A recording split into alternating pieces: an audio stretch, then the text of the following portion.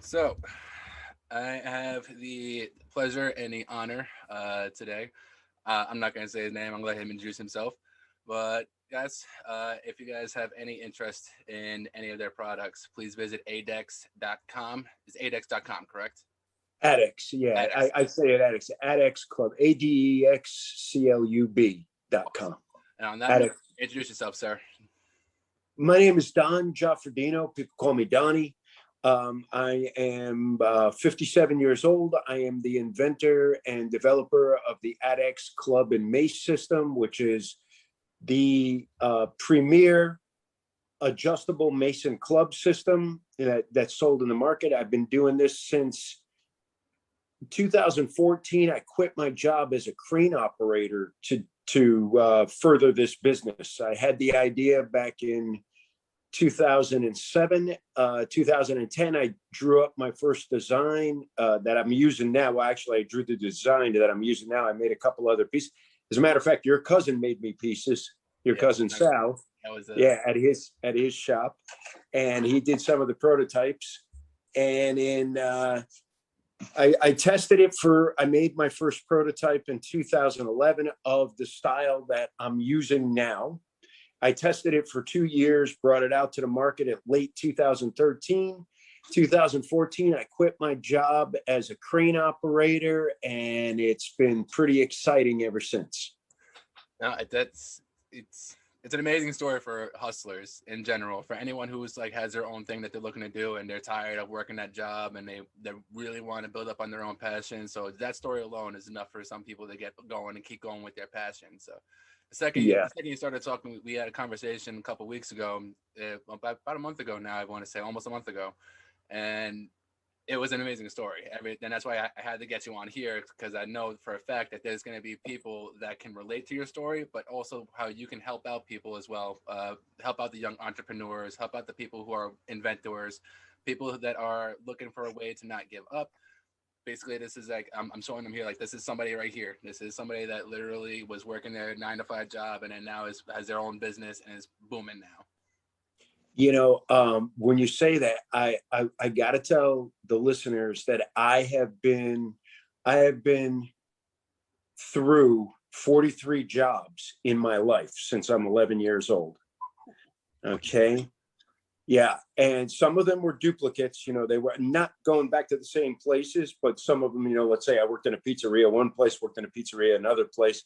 Guys, so like same job, but different places. Different places. And I bounced back and forth between restaurants, construction, all types of construction. I'm talking from the interiors of houses, from painting to doing like landscaping outside of homes.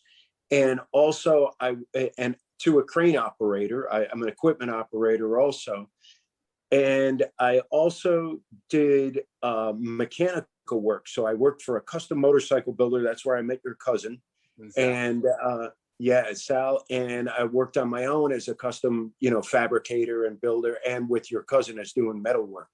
So everything I did in my life, when people say our real life experience doesn't matter, it freaking matters, because everything that I took, even working at restaurants where I learned how to talk to customers across the counter, that, and be confident about that, and how to handle situations, especially in a restaurant, high pressure.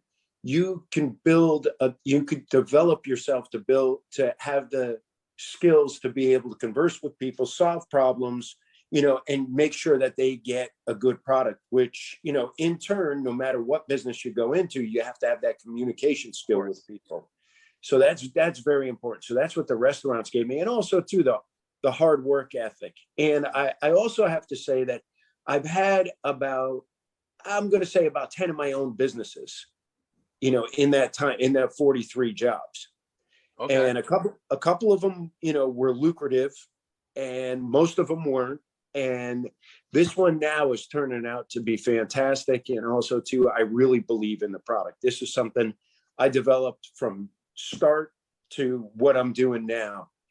So, that is like watching your kid learn to walk. Of course, now seeing like the progress before, like I remember a couple of weeks ago you're mentioning the Poland team, is it correct? Or what team was it across the seas that was interested in the equipment? Yeah, I'm drawing a blank right now. You put, I'm thinking of so many things right now, but the guy, there was people that are interested in importing it to Germany to be, to be able to have it on the European continent right now.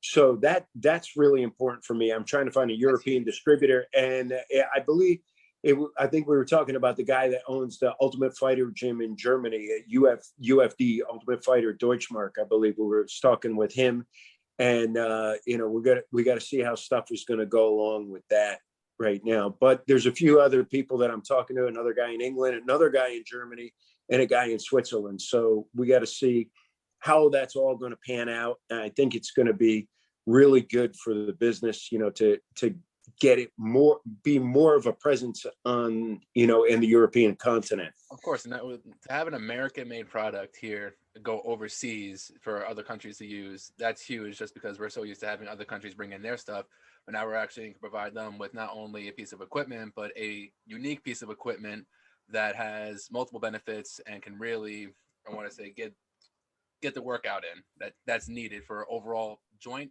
mobility, health, and as well as just overall well-being and being able to maintain that. Like this is all nothing but great equipment. I've seen nothing but great equipment.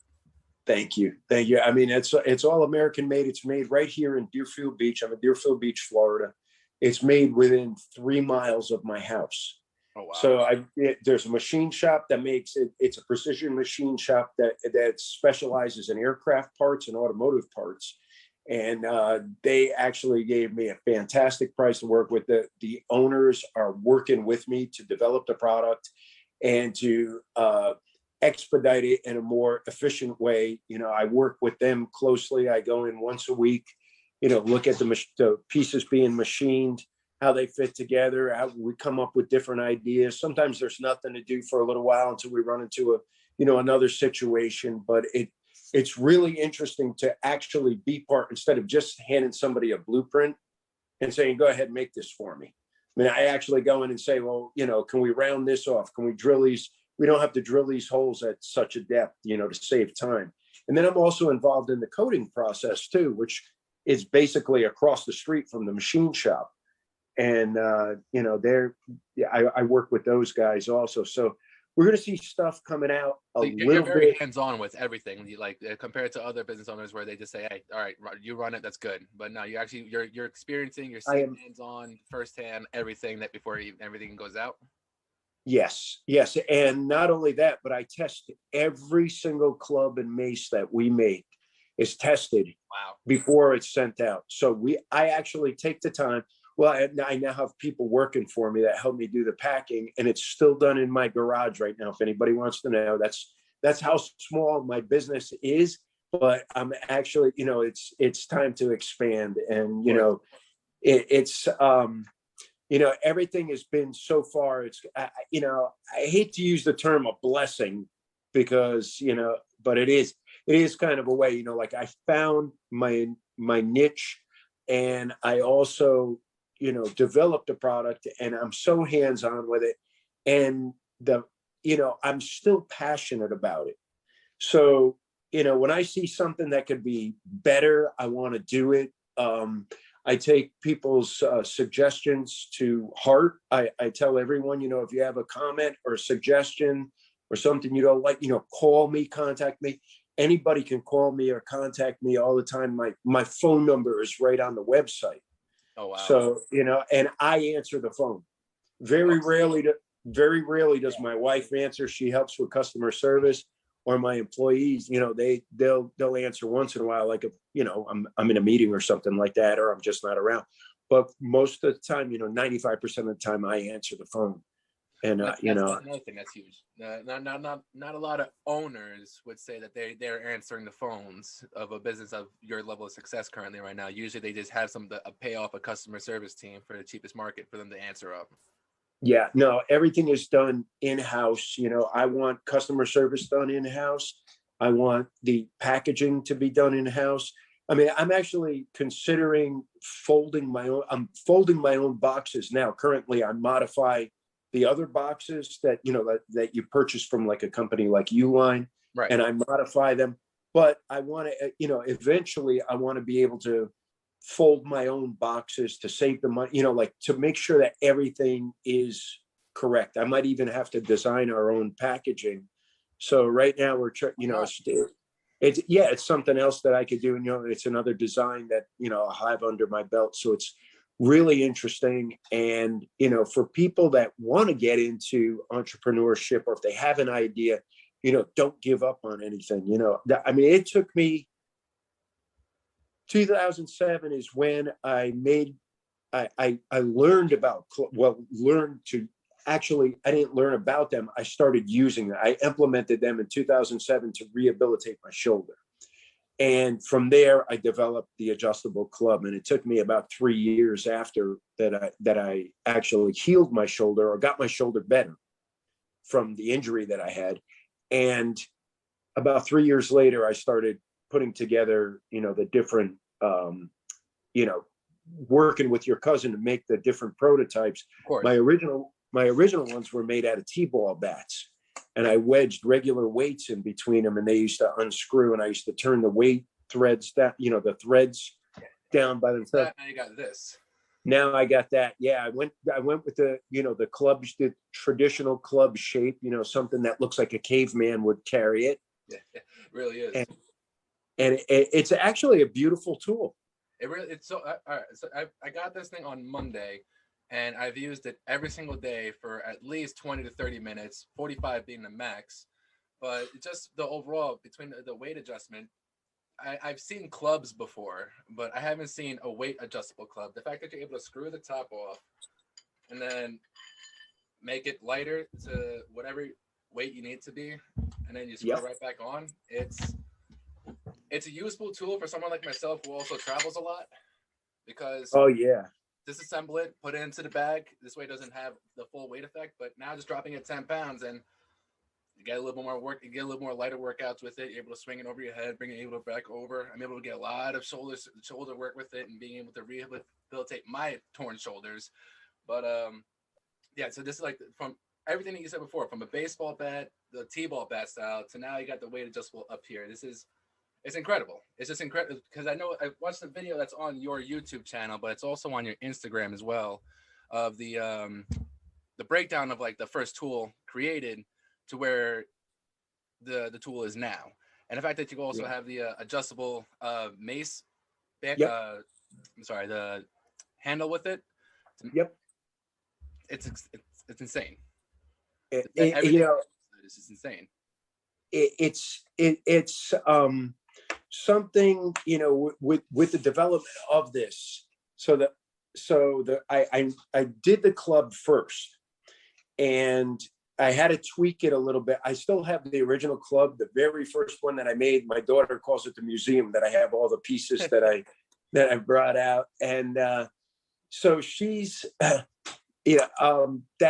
was kind of interesting, you know, that I held on to those pieces to see where I came from, you know, and how it progressed. And also too, it's great advertisement. It's good. Exactly. It's good fodder for, you know, podcasts and things like that, you know, to talk about that and how I actually developed it. But for people that have an idea for something, don't give up on it. Just keep working with it. And sometimes it takes a long time. It took me years to actually be able to get to the point where I was financially able to do this, and that I felt that the product was ready to come to market. I mean, I couldn't ask for a better time to, you know, be in the full swing of the production of this right now. You know, with that, you know, there's kind of like the fitness industry is looking for the new thing. Of course, and Mace's and always a new thing, the new diet, the new lifestyle, the new lift, all this kind of thing. Exactly. And Mace's and clubs are really coming up. You know, that people really enjoy using them. Extremely unique. It is, and this is the only type of training I do right now. So a lot of people ask me still, you know, do you still weight lift? Do you still do CrossFit? Do you still, you know, doing it? And I'm 57 years old. had enough injuries in my life. I don't need to be carrying around like 30 or 40 extra pounds like I used to. So I want to say supple and strong, from my golden years, let's just say. But this benefits, not just older people, but young people too, because if I had been training with this tool, with this type of training, not just my tool, but, this modality of training, I would have probably never hurt my shoulder to start with on a big bench press. Yeah. So my shoulders would have had a little more mobility, a little more strength, in the awkward positions. And I'm more than likely, I would not have hurt my shoulder like I did, which took me out of actually exercising for 10 years. I couldn't get down in a plank position. I could not get down in this position to do a push-up, a bench press, or press overhead.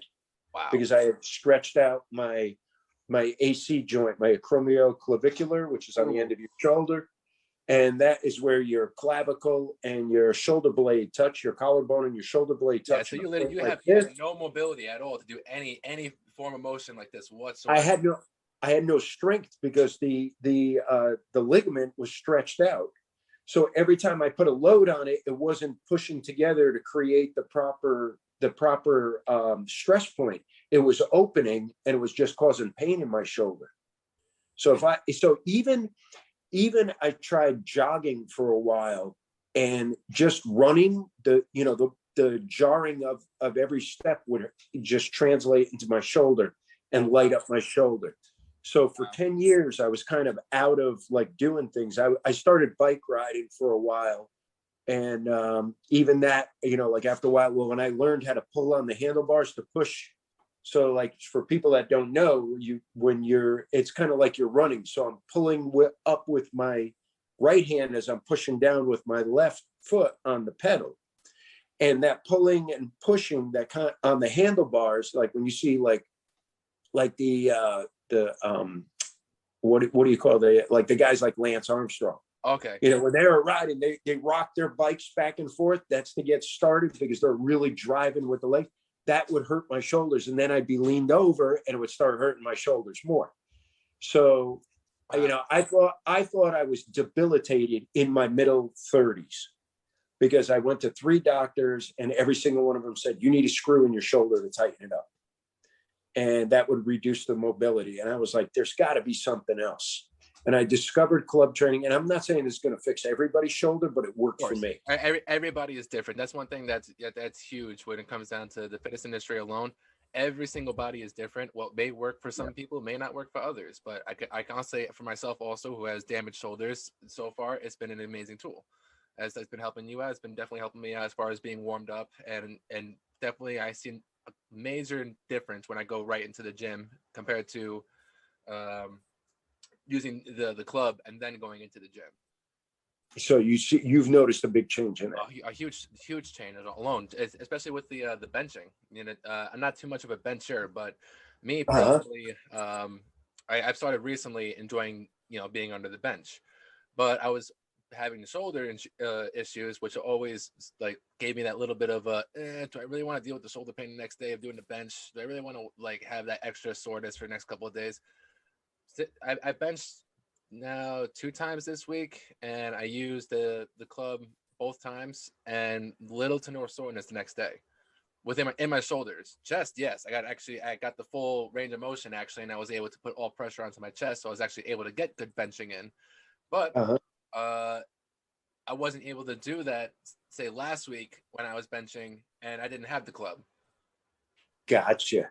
That's good, man. That's like, so just that's a win. A heads up, like, yeah, it may not work for everybody, but it definitely did work for myself. And then I have 2 torn, 2 partially torn parts of my labrum on this shoulder, and a partially torn rotator cuff on this one. This one was from a car accident. This one was just playing baseball for 9+ years and just never being able to properly treat it. But since having the club, it's been amazing. Like everything has worked properly since.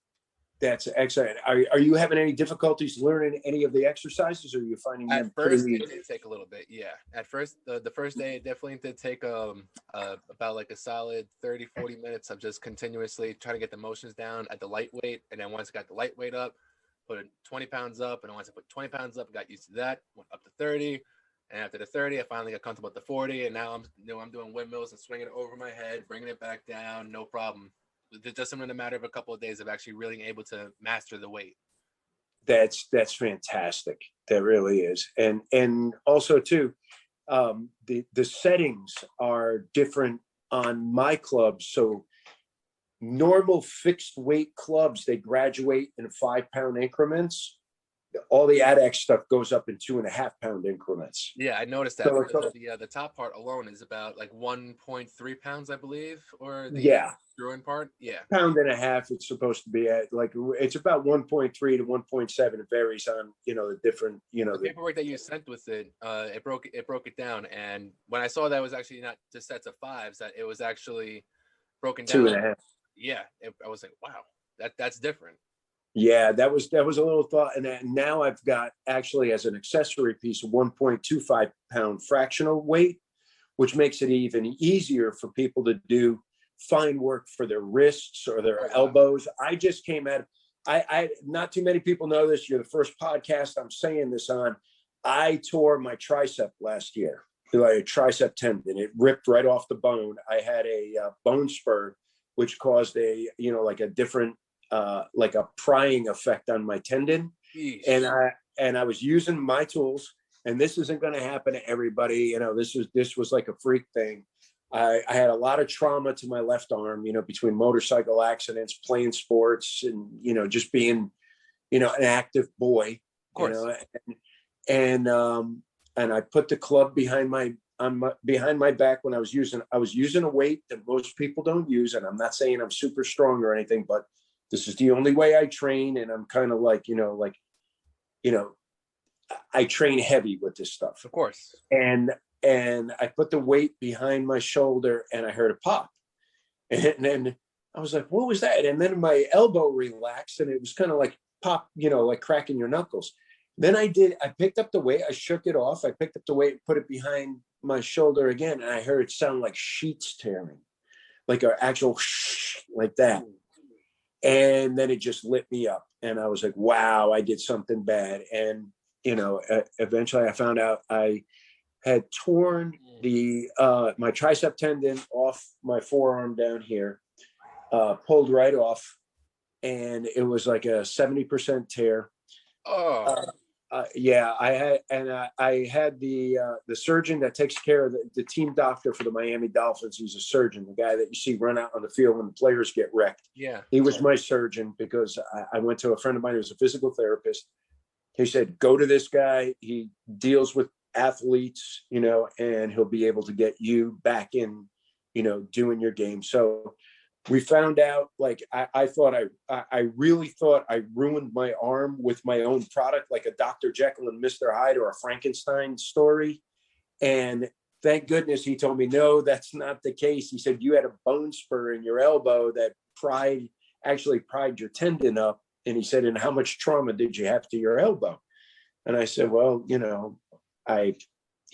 whatever happened, I explained to him, and he's like, that's the reason why you tore your tricep. He said that could have happened from a fall, from throwing a ball if I was left-handed. Anything. So anything. It wasn't just my, using my tool. And this is the first time that I'm actually talking about this, like in public, for anyone to hear. So, I appreciate being the first person for you to lay this out on, because now it's amazing content. It gives people more of an idea now. Like, this is something that you can use to rehab. Yeah, and I was actually in the physical therapy clinic using my own tools after, I think, 6 weeks. After the 6-week mark, I was in therapy from the end of July last year until Christmas Eve. So I was in therapy for 5 months to get my arm back. And my arm is still not back to where it was. But they said that if I wasn't in the shape that I was in, that if I wasn't in such good shape to start with, I'd be a lot worse off. So probably still be there is a benefit. So everyone that's listening to this, take care of your body. Take care of your body first. You know, that's you. You can't take care of anybody else. Of all ages. Like it half the Yeah. stuff I wish I was told when I was very young, I actually really honestly 110% wish I had listened to, especially when it comes down to shoulder health and my back health. But you know, when you're young and dumb, you just my body will be fine. My body will be fine. But then when your body starts to get a little older, you start to realize that some injuries, one, are taking a little bit longer to heal than usual. But it's also easier to get that much pain. If it get into that much pain, get into that much trauma towards your body. Yeah, and it's good to be able to recuperate faster from, you know, this trauma rather than a sedentary person. They'd still be, you know, probably going to therapy. So, you know, that was a big plus. I have to say that, you know, so that's very important for people to take care of them. So that I can't stress it. That's like the first and foremost thing. You know, my product is nice, it's great, it's a lot of help, but take care of yourself. I designed this product to make it easier for people to take care of themselves. And if anybody has a job, they can afford my product, and they have a whole gym in a 25-pound unit, if you think about it. In reality, yes. Just because also your Instagram, your page shares some workouts that you can do with the club itself. And one workout in particular I started doing was the windmill with the squat. So and then having the weight come over here and then doing a squat with it, coming back up. I also have terrible hips. I have 2 hairline fractures on the left side of my hip, and basically I can't squat heavy. Otherwise, it could graduate the little hairline fracture, to actually becoming something serious. So as much as I miss squatting heavy, this makes it a lot more fun, I want to say, just because you're swinging out around 40 pounds over your head, and you're bringing it back in front of you and then dropping it down as if it was nothing once you actually get the full range of motion with it. Once you actually know how to use this thing, it doesn't yet actually have to, it's like you're working with the weight than you are using the weight against you. Yeah, no, it's a different type. It's a different type of training. It really is. And that little bit of weight actually helps a lot. People say, oh, you're going to squat and you got to have 300-400 pounds on your back. And, you know, why? You know, I'm to the point now where it's why. And, you know, I don't need to do that anymore. I don't need, like, again, I'm going to reiterate, I personally don't want to carry that type of size anymore. And, you know, like staying anywhere between 180 and 200 pounds is good for me. Yeah. And that's where, you know, like I want to stay in that area. And I've got that little bit of fluctuation, whether I'm training for, you know, like a Mace competition, which, you know, I like to go in heavier at. So I try to get up. Describe a little bit what that is as well. Mace competitions. And I know I've even heard about that stuff. Like, what's a Mace competition, and how could someone get involved with that? That's a good question. Mace competition kind of, there were, you know, basically there's a competition to lift anything. Right. And the Maces, they use the same format as the kettlebell lifting. So if you ever seen a kettlebell lifting competition where they do a 5-minute flight or a 10-minute flight, or they have those other, you know, the marathons that they do in the biathlons where they're longer, and they do sometimes up to 20 minutes. But we're doing Mace competitions right now for 5 and 10-minute flights. There's usually 3 platforms that are set up. The athletes can see a counter that is running a clock, and their count on that. Every athlete, every platform has a judge in front of them. So if there's 3 athletes, there's 3 judges sitting there, and the judges count, you know, like, and they also no rep the athlete. So one of the things is that they compete in a Mace 360, which is taking the Mace from this position, going straight up, swinging it behind their head and pulling all the way around. That's 1 repetition.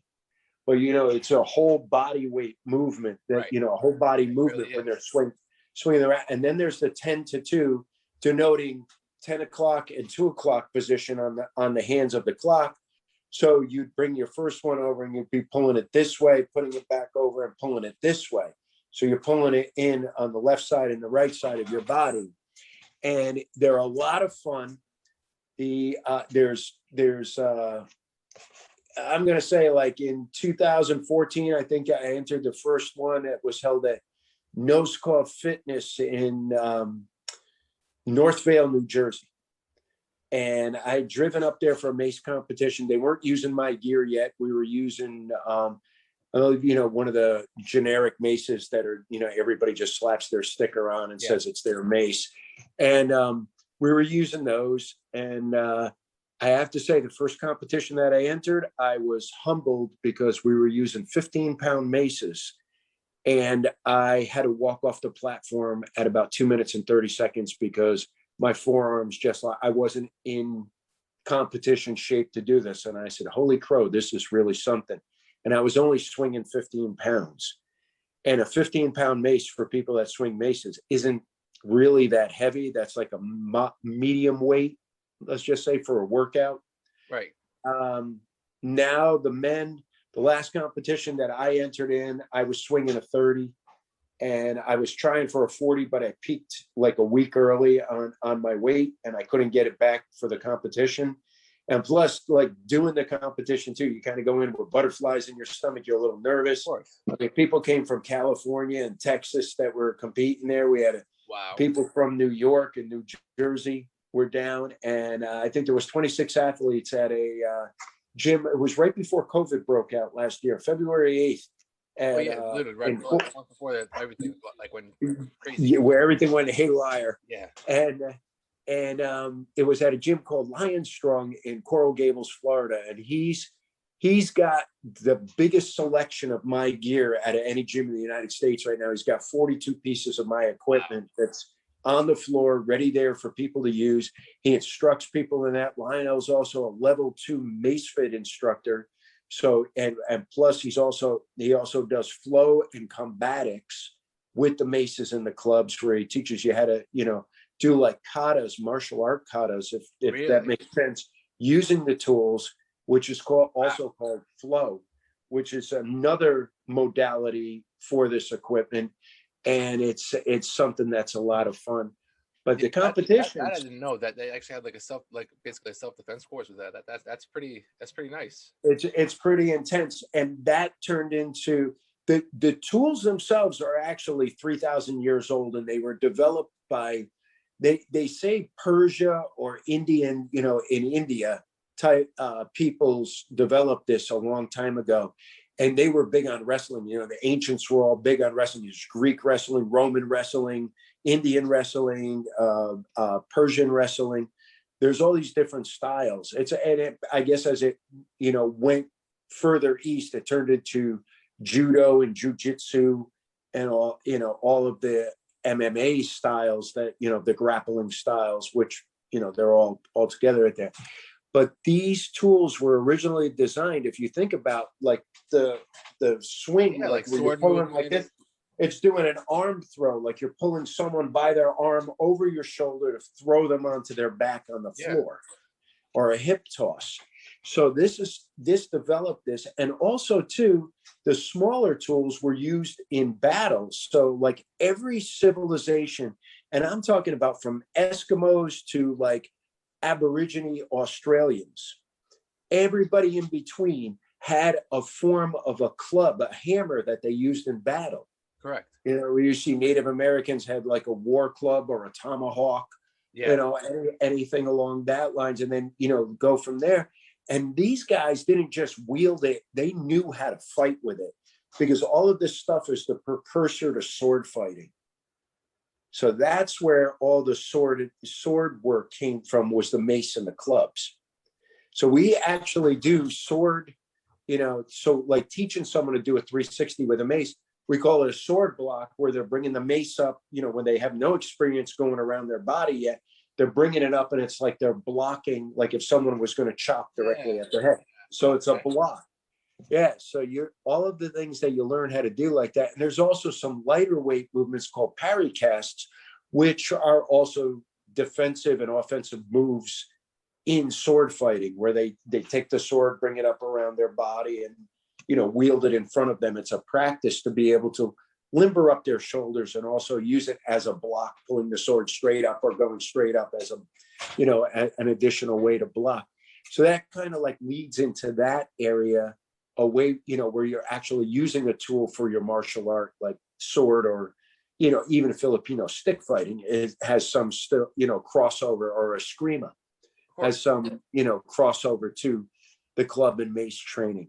So it's very interesting. And it's also morphed away from the smaller wooden Indian clubs that, like juggler pins that were very popular probably up till about 100 years ago. And the United States, Canadian, Indian, Australian, and English armies used to use clubs for their soldiers' trainings because it was easier to get them to do that for their fitness and then put a sword in their hands. Because remember, it was at a time when, they didn't have automatic rifles. They were, Right.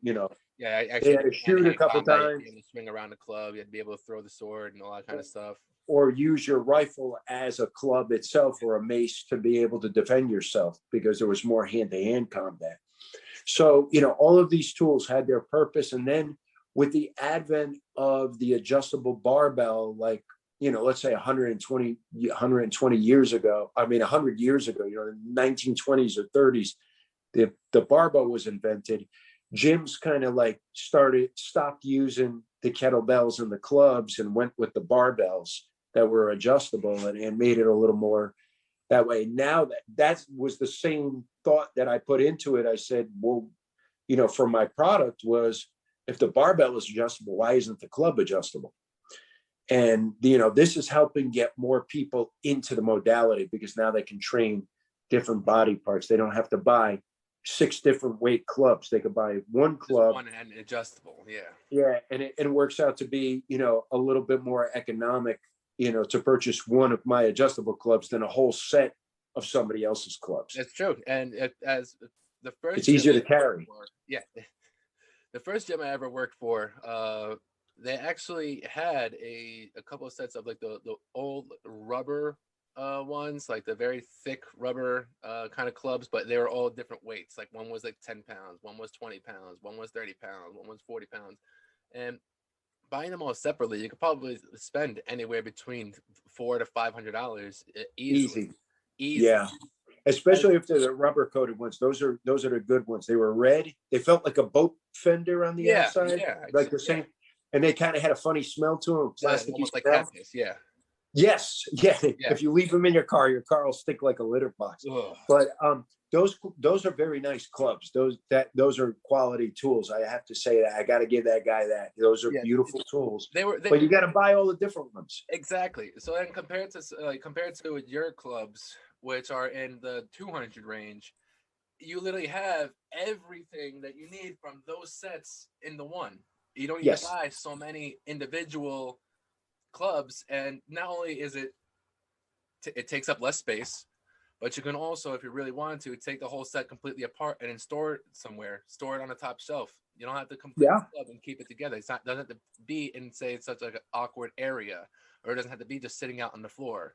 You could take it apart and then put it away somewhere. Actually, compared like that's not normally something that you can do with a lot of the other clubs, which they are yay big and just solid metal and rubber, and you got to try and find a spot for them. You got to hang them on the wall or whatever. Yeah, no, that's true. And also too, you only pay shipping on mine once. And and my club luckily I designed my club to fit in a flat rate postage box. So for $25, I could send it to Alaska or Hawaii or anywhere in the United States, and like for $50 it gets into Canada and Mexico. Wow. So it kind of, and I actually made them a half an inch shorter. The handle was a half an inch longer, and it didn't fit diagonally in the box. And I was like, wait a second, I got to do something here. And I made them a half an inch shorter. That was my first modification from the original one, was to fit it in the flat rate shipping box. So actually that right there, it turned out to be, kind of like a blessing, that I could do that and then send out all the pieces to the people. And that's what I'm saying, because not only for the consumer's sake of just trying to find a space, but for your sake as well, of trying to ship out the product, it saves you the time and the money and the aggravation of trying to get a giant club to fit in a box properly and to make sure that it doesn't rip through the box, doesn't destroy the box itself. Yeah. Because of the heavy weight that's already inside of the box. And I'm not to mention when the mail carriers are throwing it around and shit like that, or when it's in the truck and it's falling all over everywhere and the box becomes a little bit of damage, but now it's got weight inside, so the weight's starting to poke through some parts of the box. Like, that's completely avoidable with this. Yeah, it is. It all works out like it just all added up really well for me not to go into business making this. Like it was like the writing was on the wall. It's like, like it couldn't be more smack. Yeah, it couldn't be more like smack me in the face. And and like we were talking before, the Mace competitions arose, and I never finished telling you about them, but the 5 and 10 minute flights, like you got to do you have to make sure your hands aren't visible behind your heads. Like that's one of the things that the judges will no rep you for. So if they see your hands up here, they'll warn you once, and then they start no repping you. They'll say, and usually everybody knows each other, either from social media or just being in the fitness world together. So everybody kind of like has a brief introduction. So nobody's like feeling weird calling somebody out when they're saying, dude, come on, swing this thing right. This stuff, warning one time, and then, you're no repped after that. And the judges call that out. So the people that are swinging these now on the Maces, they're like either a 5 minute or 10 minute flights that they're doing. That's the time for it. And the counter's going down, and you could see, what you're doing and what the two guys, your competitors are doing. And you could see all that. So you can like, there's strategies about bluffing. You can bluff like you're going to start swinging hard and you start making a lot of noise, like, but you're not really doing anything, but it speeds them up and kind of burns them out fast. Or you go into like a sprint phase where most people can sprint for about 30 seconds, like where they get an extra 3 reps crammed into that 30 seconds to try to get ahead, to pull ahead a little bit. And then they go back to their cruising speed. There's all different things. You could trash talk when you're up there. You say, your shoes untied. Yeah. It's a lot of fun. And it's really coming along as a modality. And the funny thing was, I said the first competition that I was in was swinging 15 pounds. But now that there's guys that are swinging that are at the top of this, and they are swinging 35 pounds one-handed now. Oh, wow. That's where this is going. Wow. Yeah, and the guys in Europe are doing even more than us. Well, the Americans have to catch up to the Europeans. So the IMF is the International Mace Lifting Federation. It's based out of Paris, and those guys are really, we're a little behind with them, than them, and we use slightly different equipment. We're using my gear, which the Adex Maces are shaped the same way as the clubs. It's just an extension of the handle. So, that was another thing that I had a problem bringing out to the public. I didn't think people were going to accept the different shape, the break from the traditional mace with the globe on the top of it and the long handle coming down. Right. Now there's the mace gets longer, just like the club does, with every attachment to it. Every weight that you put on there, it grows a little bit longer and a little bit longer. And I actually made the mace and I held on to it for a few months right near my desk. And I was kind of like embarrassed to show, not embarrassed, but I was shy to show it. I was like, okay, all right, I got to try to get my clubs going. Now I got this mace. I just made it. I just had the guys make, a longer handle to see what it would feel like. And during that time, I met a guy online called Mr. Mace Man, Rick Brown, this guy has got more people swinging a mace than probably like some of the big equipment distributors do. I mean, he's got thousands of people underneath him that he's coached, and he goes around the world and teaches people.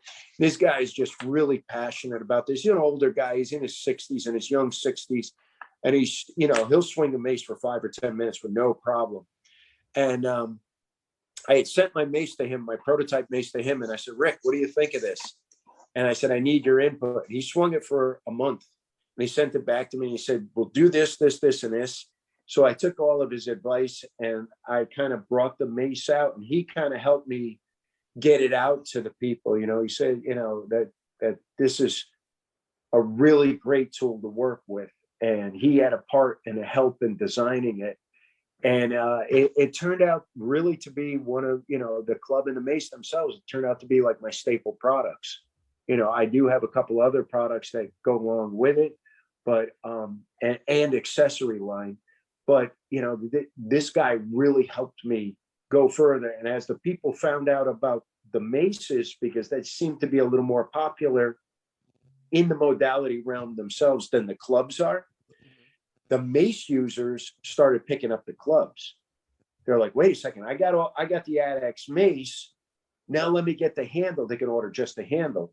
Now I've already got the weights, and they would order the club handle, and they started getting into the club training. So and that's another thing that the consumer can also do, is that they don't have to purchase two separate handles, that they can purchase just the one, like say the Adex club, and then they could just purchase the mace handle for themselves. The mace handle themselves. Now, yeah, and they are pricey, but when you break it down, again, you're getting a whole set of maces. Of course, yeah. For that price. You know, to other stores where, like I say, it's individual maces at 10, 15, 20, 30 pounds and more money, but more space caught up, and now you have the all-in-one setup here. And not only that, when I first started doing my maces and clubs, I had a guy actually certify me in club trim because I needed some type of solid education that I could point to and say, I studied this, you know, not just in my backyard, but with a teacher. And this guy carried out a duffel bag, a hockey bag full of maces and clubs that weighed like 118 pounds, I think it was. Wow. And I'm just carrying out my one club on my shoulder. We were walking out to a beach on the west coast of Florida. And we were just watching, and he's like, dude, I got to take a break. And this guy's a really big trainer. He trains Olympic athletes and everything. And he's also an athlete himself. So he does jujitsu. And he's like, I got to take a break for a second, put this bag down. And I'm like, dude, that's why you need one of mine. You could have just carried out one tool and we could have done it, you know, like, and he's like, I see the value in it right now. As I said. So, you know, like people, there's guys that are over the road truckers that take pictures of themselves or videos of themselves swinging their mace or their club right in front of the grill on their truck, like at the Walt Whitman truck stop on 95 in New Jersey. You know what I mean? It's like insane. The accessibility and the uniqueness of the tool also brings out the benefits of the tool space wise, because like truckers can bring that on the truck with them, take it apart, assemble it, bring it outside the truck, swing it around, disassemble it, bring it back in the truck, get back on the road again. Yep. And also too, for the competitions, the people that are doing the mace competitions, the AMCCA, which is the sanctioning body, it's the American Mace and Club Athletics Association, they only have to bring 6 maces to an event. Before it was 6 maces per platform, so they were bringing 18 to 20 maces. Now it's just 6. Now it's just 6 Adex maces to the event, and you know, they've got the warm-up area, they've got the and the ones on the platforms.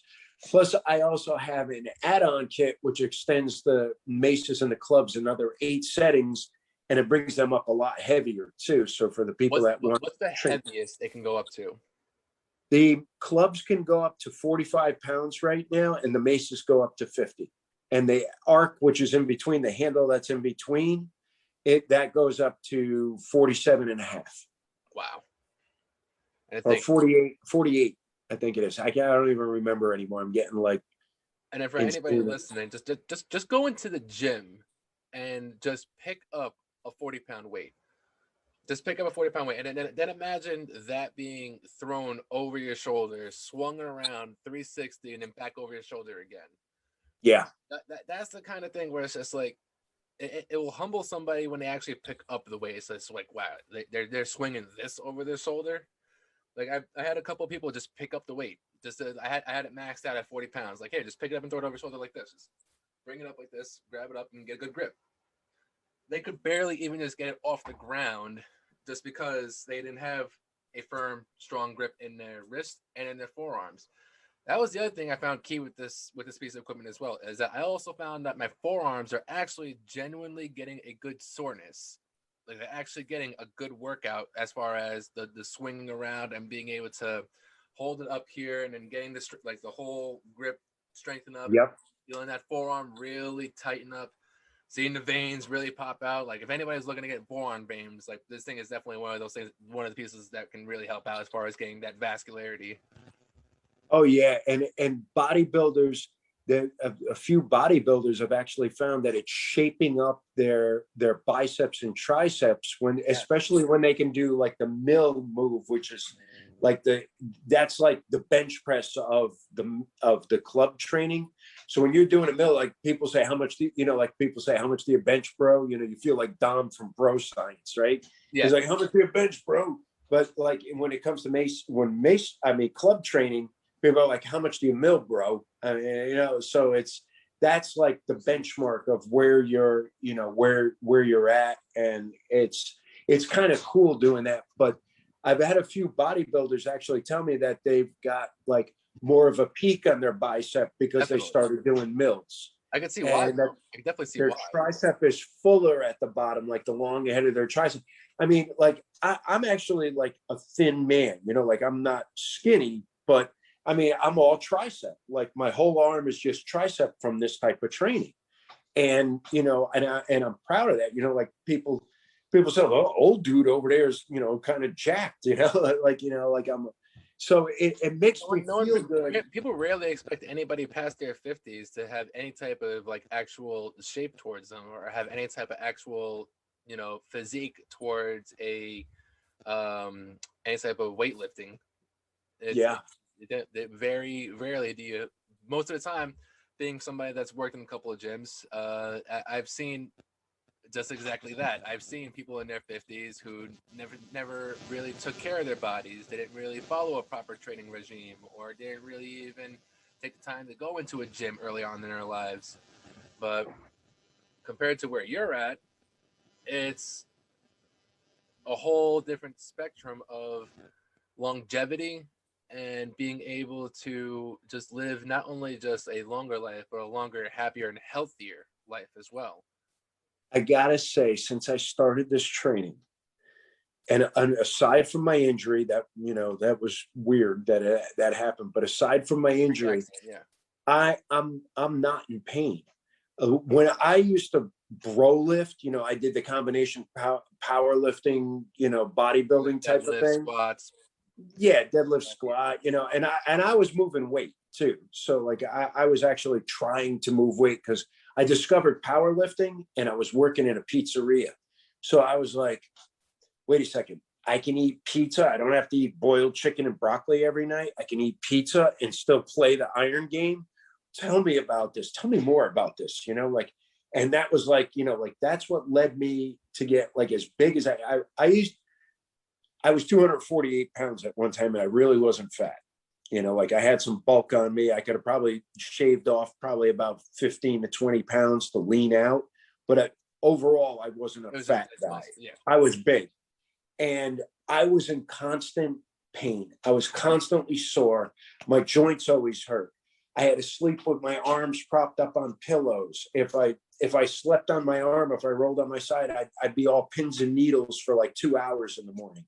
Wow. My legs, my knee was starting to feel funny. And I went to a doctor and I asked him, why is my knee feeling funny? He said, because you're sleeping on your side and the weight of your top leg is actually causing your knee to buckle sideways. I never thought of that. So I had to sleep with my legs splayed apart, like with a pillow between them, just to make sure that I didn't, you know, like end up like, you know, tearing my knee while I was sleeping. And I've heard of people doing this, you know, they wake up and all of a sudden their knee gives out. And it's because, you know, it was happening overnight from the weight of their leg or their arm, you know, like started getting problems. Their shoulders getting jacked because they're too heavy sleeping on their side. And, you know, I went towards a different type of fitness now. Now I'm looking for the longevity. I want to be able to, you know, to do a lot of things until my last day I want to be able to run after my dogs. I want to be able to go swimming when I want, paddle a kayak, climb a rope, be an active guy. I don't want to Still be live your that life. guy.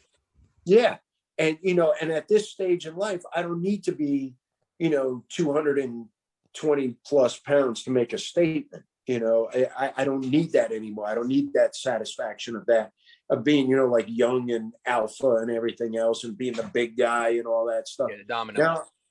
Now I'm content just being, like internally, and it took a long time for me to be that way, and living pain-free, injury-free. I feel good. I can eat whatever I want because I exercise hard. I don't have to watch what I eat. I do eat clean and healthy, but I you don't have to. You can still have an ice cream when you want to have an ice cream. Exactly, which is pretty much mostly every night. Yeah. I gotta say it's a keto Guilty bar. also. Yeah, it's a keto bar, and I only have one, but I have one. I don't know what it is about just like that having. It's like after a long day, just sitting there, it's like having that like little sweet tooth kicks in, and for me, it's that it's a Ben and Jerry's non-dairy ice cream that I've gotten really like obsessed with. It's made with almond flour and a lot of other substitutes for dairy, and the calories, it's a lot less calories. Like usually a Ben and Jerry's carton has like over 1,000 if you eat the whole. This one has like about like a little over 500, so you don't feel as guilty, but it's still ice cream at the end of the day, no matter what. It's still ice cream, and then ice cream goes like hand in hand. If you miss that ice cream, you could always have a beer maybe. Yeah, and not have to worry about empty calories and stuff like that because it'll be gone tomorrow because you just trained hard. You missed out on your carbs throughout the day. Drink your bread. Have one beer. You'll meet at your carb count. Yeah, like that's a bad way to look at it, but it's true. One of the main questions I had for you here. Sure. With all the success that you've had with the company right now, where would you like to see the company go, and how long would you say it would take for the company to get there? Ooh, that's tough. I am just finalizing like all the fine points of a deal with a trainer. You guys are he's already started bringing it out to people, and as soon as I get all the fine points done with that, I could say it. It's Mark Wildman. I'm working with Wildman Athletica. He's basically like Jack Black and Gal Gadot's trainer, and Chris Pine, and all those people. Wow. And he trains all the Marvel people, and it's kind of cool. And Wildman has an app that's coming out, and basically my clubs and maces work right into his training app, and I've been working with him for the past few months. We're getting everything finalized right now. Wow. People, he's already talking about it on his YouTube channel, and he's got a program called Nerd Map. It is an awesome program. If you're into training, at home and stuff like that, this is going to be coming out. This is going to be a great way to train with clubs and maces. But as soon as I get everything finalized with him, I want to go in the direction of there's another program called Mace Fit, which I mentioned earlier. Right. And it was developed by a guy named Frank DeMeo, and he's in Sarasota, Florida, and his gym is called The Cave. And Frank owned the number 35 CrossFit box in the world. And Frank is an old-time fitness guy. When he got out of the Army in the Vietnam era days, he got into martial arts training because that was a big thing in the 70s. Was karate and kung fu dojos were opening everywhere because the guys were coming back from Southeast Asia, and they were learning that, in their time off or on base while they were over there, during that time.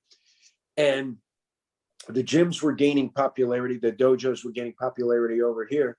And then from there, he got into, I believe it was like Gold's Gym and World Gym type stuff. He was working with those guys, and then went on to get into CrossFit, and was really big in CrossFit. His gym was like one of the founding gyms, and he developed a program called Mace Fit, which is based on my products. He came and got. I started by doing workshops at his gym because it was in such a unique area of Florida, and he invited me over. I went over there because it's an affluent area, and that's a good way to start getting, like you get rich ladies to do your thing, like yoga took off because of rich ladies. It wasn't because, you know what I mean? And so like it kind of happened. So I was trying to perpetuate my business, and this is what I was seeing and follow. Frank developed the program by writing down all of the workouts, which nobody had done before. Every single workout he wrote. Every workout he did, he wrote it down like it was a CrossFit workout, like it was a WOD. Wow. And he calls them TODs. It's funny, but CrossFit left us a great model to follow for, building a fitness business. And I see that. I definitely do see the correlation. I don't want to say the comparison, the correlation between the two of them, but I could definitely see this being a little bit more on the scale of hitting not only just like the regular, like say CrossFit gyms, but all gyms. Like I could definitely see this equipment being in every single gym, like from a Planet Fitness to a Gold's Gym. Yeah, I think more for like a class. Yeah, I don't know if the owners of Planet Fitness would trust the average gym person to go out there and, like hit themselves in the head with the clubs, because it does happen. I gotta say it. I conked the back of my head once when I was really getting the whole swing of it. So it's there. Like the chance of it's there. Is there. Yeah, but that's with anything though. That's if you drop, like if you're benching, there's a possibility. And you drop the weights on yourself. If you're curling, there's a chance of you dropping the weight. Nope, there goes. There goes my foot. Yeah. Throwing your back out, doing a deadlift, squatting, and not being able to get out of the bottom of it and dumping it and getting hurt when you're dumping it. Real risk outside of the normal risk of weight training. Exactly. So it was Frank wrote down all of these workouts. And that's when I realized, why isn't it taking off? I was certifying people. I actually trained people to do this. And I developed a program to train people so that they could train their clients. And I give the trainers, the coaches, the proper cueing techniques to be able to guide their clients through the exercises to get them to progressively learn how to do the more complex exercises via workouts they can do leading up to that. So it's like, if somebody's brand new with Mace and club training, I was like, well, they're not going to be able to do a mill right off the bat, but how can I get them to lead up to a mill? And I started writing this down. Well, Frank actually went further than this, and he built workouts around it. And I was doing these workouts, just as, like myself as a trainer, and I also coach class in my wife's gym. I have Mason club class on, a few nights a week that where I have attendees come in and they're following, the progressive program. But Frank actually wrote all this stuff down, and he put it into a program called Mace. He's got over 460 different workouts that are progressive leading up. So if you start from workout 1, you learn how to do all of the workouts just the same way I was teaching it. So with the windmill, there's a stage 1, then there's a stage 2, stage 3. Exactly. Each one of those is an individual workout in itself. But then when you combine all 3 of them together, it creates the windmill. You've got the complete, exactly. So, it's kind of like the way I break down some of the exercises on my YouTube channel, and, to get people doing partials. Oh, so which shout out the YouTube channel? What's the name of the YouTube channel? Oh, that's Adex Club on YouTube. Okay. Simple. It's simple. Yeah, everything's Adex Club. It's adexclub.com, Adex Club YouTube. Instagram the same. Instagram's the same thing, yes. And Facebook also, or they can find me at Don Giafardino. My personal page, which is basically a business page now. So everybody from high school hates me because, just business. Like, all I'm talking is exercise. And they're like, enough with the exercise. What are you doing? But so, like Frank put all this program together, and I switched my certification over to be underneath his MaceFit programming. I'm also a level 2 master instructor with the MaceFit program. So I teach the other instructors that are going out and teaching. Okay. So it's a lot of fun to develop this program and work with Frank. I work closely. I talk with him at least 2 times a week, and I'm over at his gym every couple of months. When we're hanging out. So we're developing this, and I want to take so once I get everything set with Mark Wildman, and his his programming and everything, and I can meet the needs of the consumers that are, the people that are training, the trainees that are purchasing through him. And I get everything set as far as my production line and, everything smoothed out. I could start working on the Mace Fit programming, which I think is going to be really big. I think that's going to be like in the commercial aspect. That's where we're going to see the gyms doing. I mean, we've already got a few affiliates now that are out there, and there's probably about 20 Mace Fit coaches in the country right now. Actually, there's a couple in other countries too, and it's starting to get a nice community. The community's grown, and there's like a support system and everything within this community. That's amazing. When you're able to have that kind of, it doesn't really become a community at that point. At that point, it's like a little bit of a family with because it's such a small community that only select individuals really only even know about what the club fitness really is. One thing that when we first talked, I remember one thing that what stood out was that there's cycling classes. If people want to pay to ride a bike in front of a class for an hour, why can't they swing a club for an hour? Why can't they swing a mace for an hour? Why can't they or even just do core workouts with it? Because it's a lot more than just swinging the mace. There's a lot of other workouts that you can do with this that I found that can be useful for an hour class. Yeah. And it's the variety in the training is also huge. Like we were mentioning before, like I said, they were doing the kata work or the flow work. That can be combined with the actual strength work. So you're not always doing the same movements all the time and it's repetitive and boring, but you can do the other things to get, to make yourself more of a balanced athlete, more of a balanced human being. You're trying to optimize your performance. Like for people that don't compete in sports, you want to compete in life. You don't want to get hurt reaching up for a shelf, on a shelf or something. You want to be able to have that mobility and flexibility to reach up here and get things, chase after your kids, run with your dog, go swimming, without getting tired out, keep yourself in somewhat a nice shape. It's you don't have to be obsessed with it, but this is a tool that can get you there.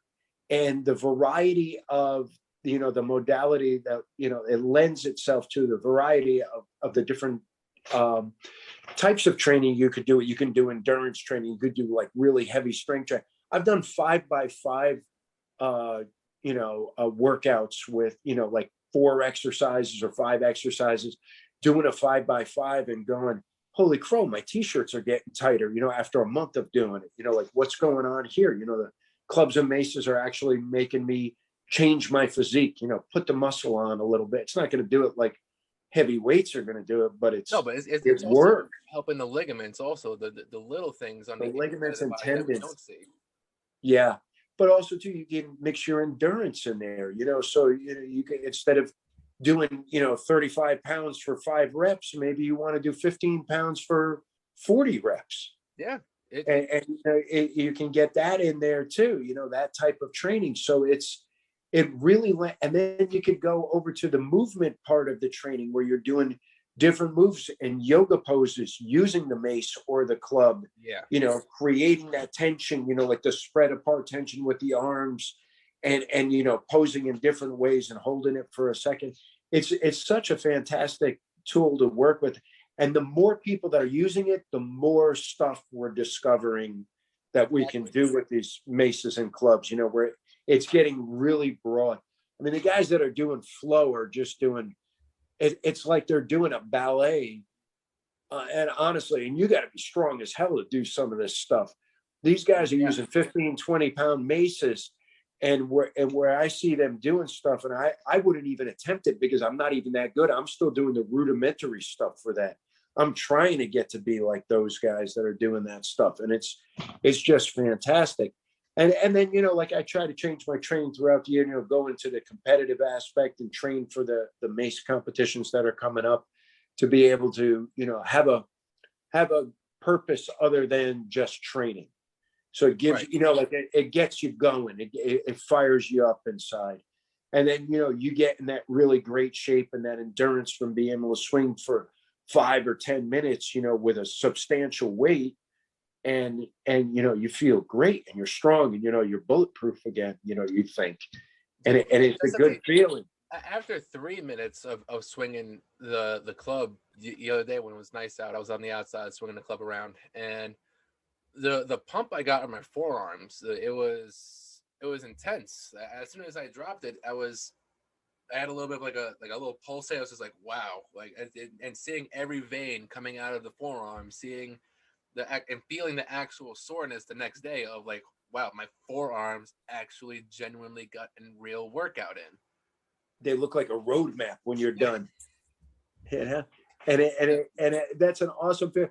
For you, I'll tell you this: if you have experienced, and this is for everybody, if you're experiencing, and if anybody's listening, if you're experiencing like too much of a forearm pump, relax your hands. Your hands, Mother Nature or the good Lord or the space aliens, whoever made us, they made our bodies really good. And like, if you listen to your hands are incredible. And if you just relax your hands a little bit, I usually tell people this. I was like, do you ever ride a motorcycle or a bicycle really fast down a hill? And they're like, yeah.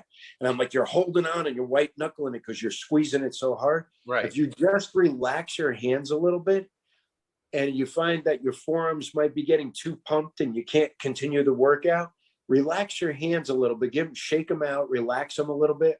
Don't hold the grip so tight, and you'll find it'll balance out. You know, like your hand knows how to hold the club where it is with almost a very light grip. It's kind of like when you learn how to do like chopping, like a chef does. Like you want, like say everybody at home, everybody's watching cooking classes now because, you know, like we're stuck in a house with COVID, right? So what the hell, you know, learn how to do something. So a lot of people are learning how to do cooking classes and they're chopping. They'll learn how to chop, you know, with a knife, running it down their fingers. And they find, you know, like every chef that's teaching you how to do that will tell you, lighten your grip on the knife and watch what the knife does. And the same thing with the clubs and the maces. If you lighten your grip just a little bit, your hands are so smart, they're not going to let it fly out. They really aren't. And then all of a sudden you're going to realize when you're holding the club in front of you, your index finger and your middle finger and your thumb are working. And then when the club is behind you and upside down, it's your pinky and your ring finger that are working. Yeah. And if you don't think about this, your hand's automatically doing it. So if you just relax it, it'll do that. And you can get a lesser of a forearm pump, you know. So because keep that in mind. I'm definitely going to keep that in mind when I go out in the morning and swing it around tomorrow. Yeah, it'll change how it feels in your hand. It'll almost feel like the club is bouncing around in your hand like these scissors are, like this. Okay. But there is a grip on it. And that's what the funny thing is. You just got to trust your hands. Yeah, because with I'm like playing my little muscle memory game here, and when I'm doing whenever I am using that tool, I do notice like I'm starting to think like, yeah, I do notice I'm squeezing pretty tight because I have the 40 total in my hands, so I'm just thinking like, yeah, that does make a lot more sense now. So I'm gonna try that. I'm gonna lower the weight a little bit tomorrow, but I'm going to swing around probably around like 30 or 20 to see how it feels with a looser grip. Well, the club's 25. Don't forget, the club is 25. Right. Yeah. Yeah. So you got, yeah, that's a heavy weight right there. It's good. I'm going to tell you that it's probably the most unique tool I've seen personally. Not the fact that it's just a club, but the fact that it's adjustable is, I keep bringing it back up, but it's beyond convenient because of someone like myself who does a lot of driving, a lot of traveling. It's going to different gyms. It's something that I can always carry around me and not have to feel awkward with it. Like I put it all into like a regular book bag, I throw it over my shoulders and it's good to go. Yep. Compared to like I said, you're walking with a regular gym bag and you got all this other shit in your bag and you walk around all lopsided. And it's small enough that could fit in your book bag, but it's impactful enough to really to change up your workout.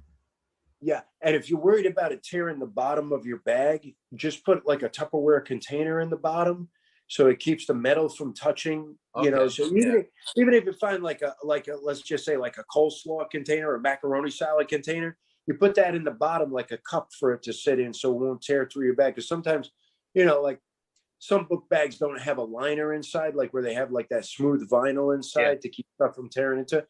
And then you can leave it sticking out of the side on the top. It looks like you got like a ninja sword back there. Kind of cool. You know, you walk in and you could just, you know, like you get cool at pulling it out and over. Yeah. Or if you got two of them, you could draw it out like the Ninja Turtles. Yeah. They'd be like Donatello. That'd be awesome.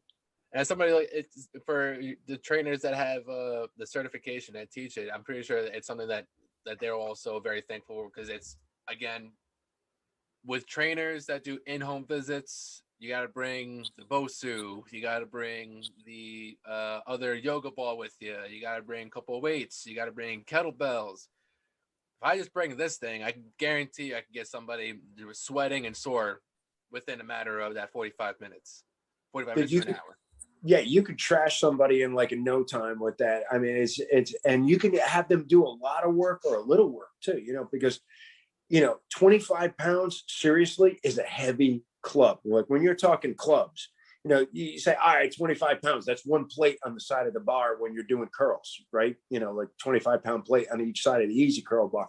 But if a 25-pound club is freaking heavy, man, you know, that's like 15 pounds and above. Like when people talk about heavy clubs, it's like over the 12.5-pound mark. So like, you know, that's heavy stuff. And it's, you know, it takes a lot to learn how to, I shouldn't say it takes a lot to learn how to, it's fairly simple to learn how to do it, but to master it. It's like the game Othello. They said it takes a minute to learn, a lifetime to master. Right. You're always chasing that perfect rep. You're trying to get it. And when you get it, like your body smiles, like your leg muscles are smiling, your obliques are smiling, your delts are smiling, everything's smiling. And you know you got that rep because it just goes like butter, and you catch it 2 or 3 times, then you think about it for a second, you screw it up again, and then you go back into it, you know, and it takes thousands and thousands of reps to get there. But the exercise that you're doing to get there is so beneficial and so healthful for your body as you're trying to build this up. It's a lot of fun. I love this modality. I really honestly do. I thought I was never going to love any type of exercise more than weightlifting. Oh my God, this blows it away. I mean, it really does. It's for someone like myself, like I've been training in the gym since I was 17 years old. I turned 25 last year, turned 26 this year. Almost 10 years of just consistently being in a gym. And this has by far been probably the most unique piece of equipment, and also the most beneficial I found towards the insides of like your body, the ligaments, the joints, the tissues. Yes. Compared to other workouts, unless you're using your really own body weight, there's no other real equipment that you're going to find that's going to give you this kind of benefit. Oh, the traction effect when you're casting the club out and it's swinging out, it's opening your joints. When you weightlift and you're pushing up, it's compressing your joints. Which is why people wonder why they have so much joint pain and they have to take the joint medication, which is going to circle around another cycle for more of the people to not get fully better, not to fully heal, but just enough to feel okay. But compared to with the Adex club or the Adex Mace, you're actually healing, you're rehabilitating, and you're truly recovering while working out at the same time. Yes. And it also too, the benefit of the deceleration, like athletes get injured when they're decelerating. When they're putting the brakes on, they're getting injured. That's when the muscle tears happen and things like that. This teaches your body to decelerate, and it gets it used to decelerating and accelerating and decelerating and accelerating, you know, when you're moving in the circular patterns. And that's very important for, you know, like athletes. This type of training, and again, it's not just my equipment, it's any maces and clubs that's out there, will make a good athlete a great athlete because of that factor. And also too, the bilateral coordination where you're learning how to do for each individual hand, you know, for your left hand and your right hand, you're learning to do the same movements. So which lends, you know, like to build new neural pathways because you're learning a new pattern for your body, which is something that's very important, you know, as we found, like my parents' generation has been, you know, like that whole generation's been stricken with neurological disorders. Right. As they're getting older, this is like the Alzheimer's generation. People that are, you know, between 70 and 90 now are so like at risk for Alzheimer's. But they found that these people have been doing the same, even though they exercise, they've been doing the same exercises their whole life. And now they're finding that at nursing homes, people that are starting to show some early signs of dementia, they have them playing hopscotch on a different pattern every day. So they're jumping on 2 feet, hopping on. If they can hop, they're getting the people to do that. Or if they're playing like the light up, I forgot the name of pattern it. each day. Nothing. Yeah, they're learning that because it's building. Yep, and it's building new neural pathways, or it's not going to corrosion. I mean, your nerves are like spark plug wires. They get corroded just like spark plug wires do, and they go bad. And if they don't have proper electricity flowing through them, then that's what ends up, you know, that's the Alzheimer's, that's the Parkinson's, that's the, you know, whatever else they're getting now, you know, the early signs of dementia too, you know, because we got to have that synapse off the brain to make everything work properly. The more that you keep the body uncomfortable, it's oddly the better it stays, and the more longevity the longevity effect truly plays, because your body is not used to a set routine. It's not used to a something that you're doing literally every single day, or it doesn't matter what you're doing. It's every single day. It's the same workout. It's the same food that you're eating. It's the same mile that you're walking. It's everything the same. So your body and your mind-body connection is just there. But there's no true work going into it. There's no true work coming out of your body because your body's already used to everything. It's plateauing. It's staying still. It's being at that one level, compared to if you are always tricking up your body. You're always bringing in a new form of training, or you're bringing in a new food that you haven't eaten before. Like somebody like myself who never truly used to eat like healthy seafood. Now I'm starting to intertwine that into my diet and into my regime, and it's tricking up my body. Now I'm starting to see different results from it. The more that you keep your body under that stress of continuously being uncomfortable, the better outcomes as far as weight loss, continuously keeping that muscle there, but always adding. There's never a plateau when it comes down to keeping that body in that state of uncomfort.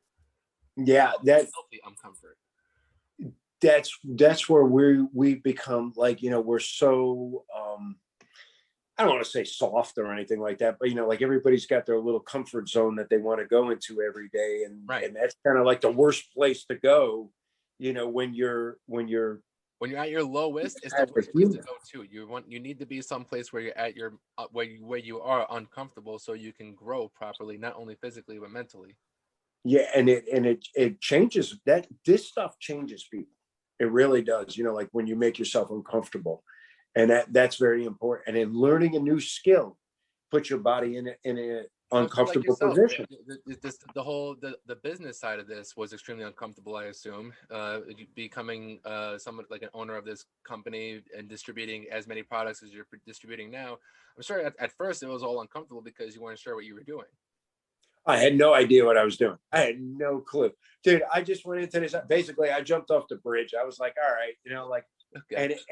and everything happened, you know, like it really what, you know, thank God I'm intrepid, you know, like I'm willing to, you know, like to, you know, like go explore things and learn about things and try things, new things, different things, and, you know, what sucks and what's good. And, you know, like to learn all that. But I was like, all right, this is my last shot. You know, I was looking at it. I had basically no retirement. I was working a very dangerous job. I was just starting to get a retirement. I figured I was going to retire as a crane operator, you know, like, oh yeah, I got hired at, you know, 48 years old as how old was that? No, I wasn't 48. I'm sorry. I was 40 when I got hired as a crane operator. And, I said, all right, I could get 25 years in, making $100,000 plus a year. And, but I didn't realize that, every day when I was getting off of work, I was like, kissing the ground going, all right, I made it through another day. I'm still alive, and I was actually an operator during that time when the cranes were falling all over the country, right. like 12 years ago. I mean, they were falling everywhere. And I'm like, what the hell? When's mine going to fall? Right. And, basically it was, it was like that, so it was a life of, I couldn't sleep at night. I was drinking myself to sleep to be able to, and this was going on for years. And wake up the next day and go back to work and, in the Florida heat and the stress and everything else. Plus I was a tech for the crane company and a driver. So I didn't work for a union company. So I did basically everything. If a crane needed to be painted, I worked, I painted the crane if I didn't have a job for my crane to be on. Or if it needed to be welded, I welded it. It was all that stuff. So I was doing everything. So I was basically working like 80 hours a week in a very highly stressful, physically demanding job. And that turned into, I was like, I don't know if I could do this for 25 years. And, I came up with the idea and wanted to go back into the business. And I was like, I got to make a retirement. I really got to do something for myself to make more than what I'm going to do with just the average job. Right. So, my side hustle turned into a real hustle. And, it took, like I said, years to develop that. I got to say that, my wife that I'm with now, it was a big part of this. She was very supportive throughout this. She did not say to me, you're crazy going into business for yourself or anything like that. We were at a comfortable point in our lives where, the little bit I had saved and everything else added up. But also too, when I had met her right before I started, while I was developing this, and I made sure that while I was looking for someone, and this might sound shallow to some people, but you have to stay at least your level or above. And I'm not saying, marry up or anything like that, but I needed to find somebody that was at the same point in life that I was at. I've got a good job. I'm a serious person. I'm taking care of things. I had to meet somebody who was like that. I didn't, just meet some good time chick and decide to shack up with her, which would have caused me to lose ground, everything I accomplished. So I wanted to meet somebody that could at least, do what I could. Yeah, pull the weight. And she was all in for it. She's like, yeah, we could eat bologna for a few years while you get the business going, and it was more than a few years. And she really, really helps me with the business and does customer service and everything. Now, running her 3 businesses, she also has time to do that. Plus keeping my house and my clothes clean. Thank God, she does all the hard work. But, this is for like the people that are entrepreneurs. If you're single, make sure you got somebody that's not going to drag you down a hole. I was just you want to have somebody same goals in life as you have. That's so important. So she helped me, it made it that much easier. And even when I wasn't making money with the business, where I was making like 20 grand a year, and I'm like, oh my God, is this business ever going to make money? And she would just say, keep going with it. Just keep going with it. You're doing it. People like it. Keep going with it. You're doing the right things. And it was, provide the customer service, talk to the people up until last year, up until the beginning of COVID, because COVID just blew me up because there was no fitness equipment to be had. So COVID boosted up my business immensely. Prior to that, I knew just about every single one of my customers' names. So if an order came in, I was like, that dude ordered before, that woman ordered before. I knew their names. And I knew them. I can't even keep track of the number. After about by the time I got hurt last year, I couldn't remember everybody's name. It just blew up. It was just insane. And now I'm perpetuating it. So I was like, well, COVID's kind of calmed down. but the sales are still going. So, you know, the interest in the product is still there. Yeah, And then it's I got some people even, that are also not afraid to are afraid to fully still go back to the gym, but then there's also the gyms that need to add more equipment to their the variety of attract equipment. different people. They have to Exactly. attract different people. You got to figure 80% of America is not training, right? That's what they tell us, right? So if I could get 2% of that 80% that's not training, That's I a mean, scary number right I'm there. Out of the yeah, hundreds of millions of people we have, yeah, that is going to provide a good life for me and my employees. You know, that just that 2% of those people. If I could get 10% of those people, that would be incredible. Wow, what a change we'd have in the country. yeah. You know, the overall outlook on that. And you know, I would love to have everybody training with us. Yeah. Now, I got one more question here before we wrap up. For every, regardless of age, for any entrepreneur or anyone that has their own business, whether they're in their late stages of their life and they wanted to just finally pick something up, or if they're young enough that they're finally becoming educated enough to start their own business and they just don't know, or they don't have the mentality to really stick with it, what is the key points of advice that you would give to those individuals? Don't be embarrassed. Well, first of all, don't wait for the right time. There's never a right time. It doesn't matter if you have money or if you don't have money. Start doing whatever it is to get you to do that. Whether you go out and have to make a little more money, get another job to be able to fund your business, whatever it is, start your idea now. If you want to write a book, start writing the first chapter. You know, if you want to develop a product, start making the first piece or sketching the first piece. You have to start. Everybody says, well, I'll wait till the right time. I'll wait till the right time. Right time never comes. They say the wealthiest place is the graveyard because that's where all the ideas that never came to fruition are. And that's sad. You know, look at all the opportunities that are out there in the world. Look at the connections we have now. I mean, my life changed. You were born into computers. You're 26. My life changed around the millennium. So like around the year 2000, I was like, yeah, I'll get a computer. You know, like I was that guy. Yeah, I'll try this email thing. Well, now all of a sudden I'm very astute at using the computer and I can edit videos and stuff like that. These are all things that I never thought I'd be able to do, you know, with what I learned before. Don't be afraid to try anything. Try, fail. Every failure is a learning lesson. If you didn't learn from your failures, you're not failing right. That's, you know, that's a key thing right there alone, is that if you are just subdue yourself to the failures, you don't move anywhere. You do not grow. You don't do shit, but just stay there. If you take that failure and you actually transform it from a lesson into a blessing, the feeling of looking back at that mistake, it no longer has that weight of a mistake. It has now just the positive weight of it being a lesson instead of the negative weight and the anxiety of it being a mistake. Now it's just a lesson towards your benefit and towards your success. Yeah, and that applies pretty much to anybody. But I think the biggest problem that people have is just starting. Getting there, like getting started. Getting started. And I think, you know, like I went through it. You know, I was like, I'm going to make this club and it's adjustable and, you know, is it going to work? And then when I made the Mace was the thing that made me realize, you know, like it's okay to suck.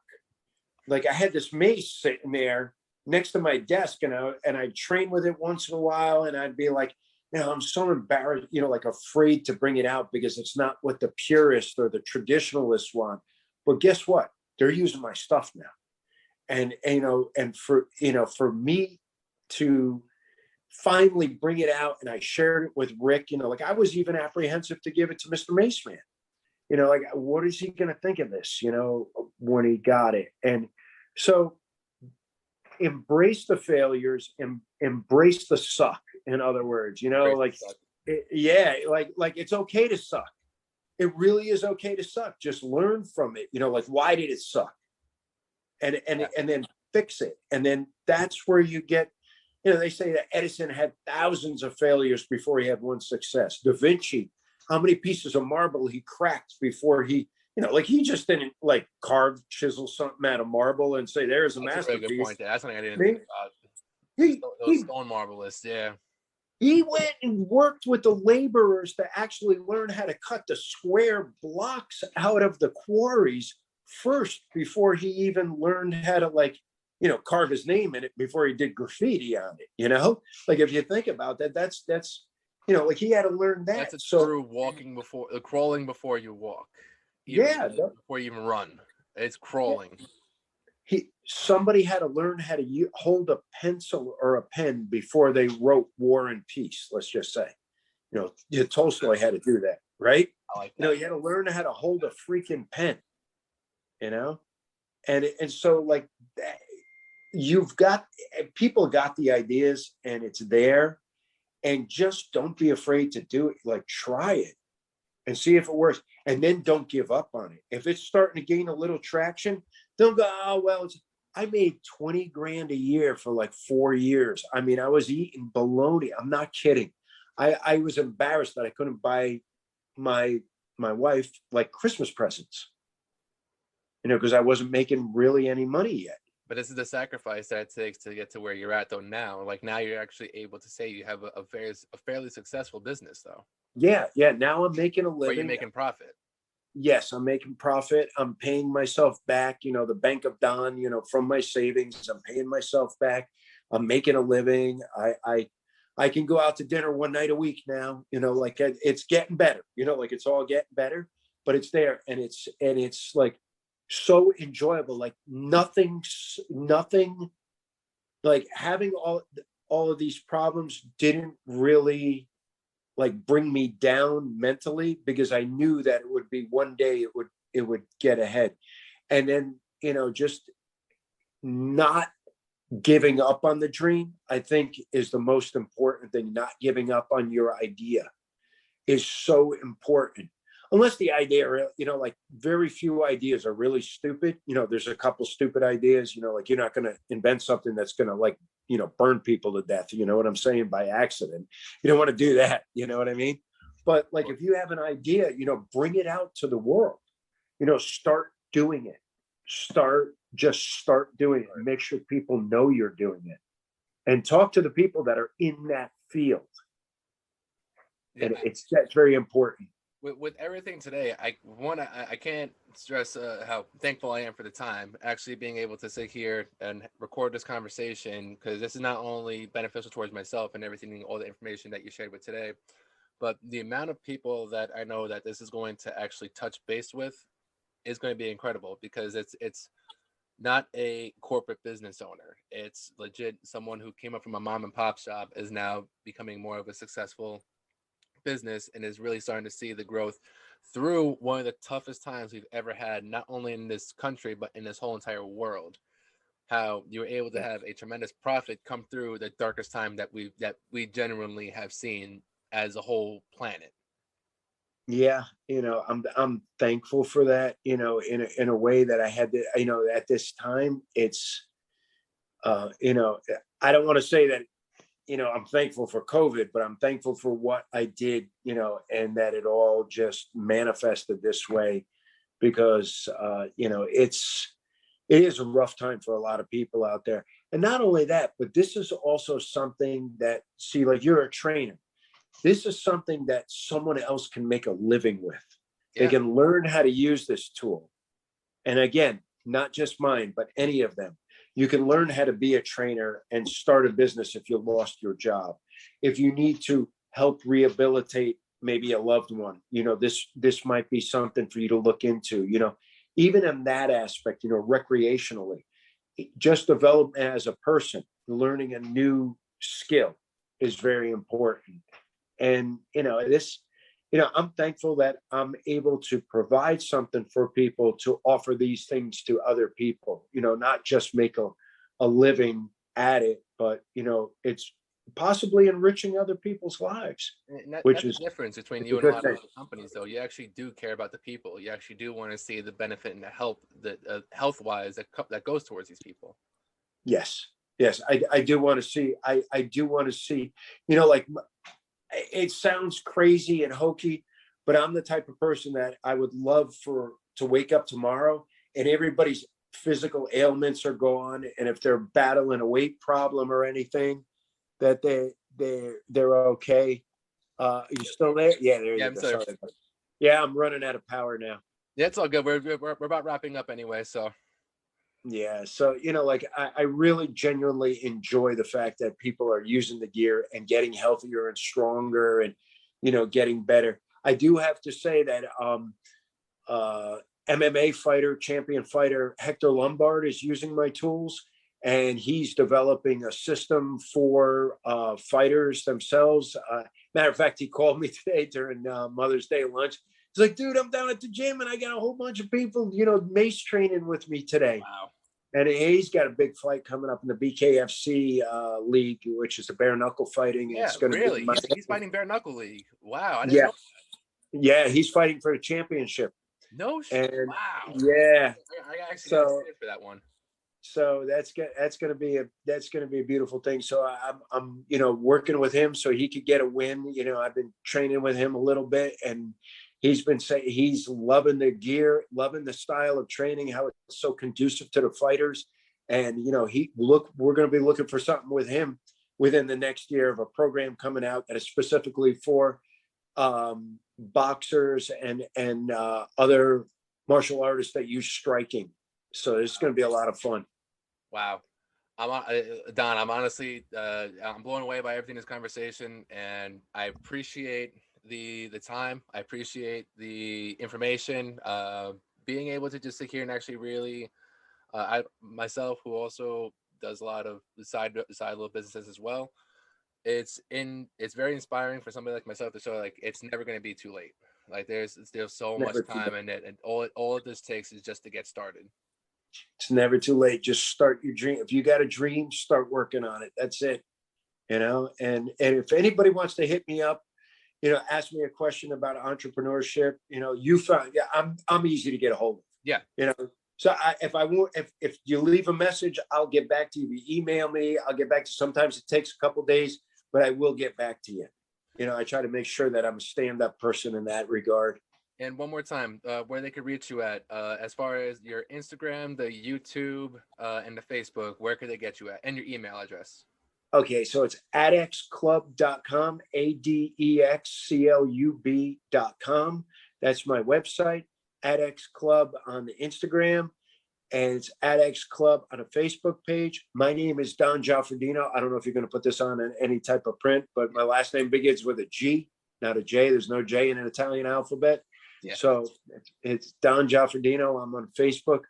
Like I said, I'm fairly easy to get a hold of. Message me if you got a question about the clubs, entrepreneurship, anything. Would you believe we almost got down here for about 2 hours? What's that? Would you believe we almost sat here down for about almost 2 hours here? Oh, that's awesome. You know what I'm saying? You're gonna have a lot of editing, man. Oh yeah, a little bit of. But that's the best part about this, though, is just that doing this kind of conversation through the Zoom is that I don't have to do much editing here. All I gotta do is really just take the recording from here and then put it onto the recording app that I have here. Put a couple of clips inside, and then what I'll do is I'm gonna chop up part of it, and then I'm gonna post up a clip. I'm gonna send you over a clip that you can post onto your Instagram as well, and put it onto your YouTube.